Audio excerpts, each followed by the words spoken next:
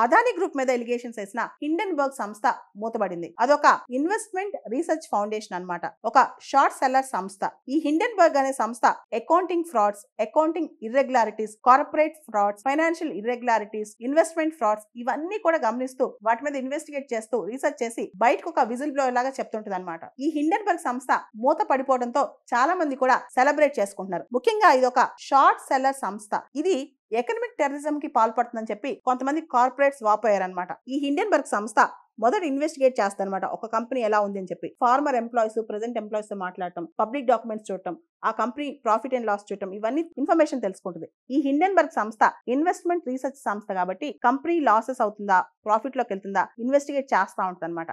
ఏదైతే కంపెనీ త్వరలో లాసెస్కి వెళ్తుందో తెలివిగా ఏం చేస్తుందంటే ఆ కంపెనీ యొక్క షేర్స్ ని బారో చేసుకుంటుంది.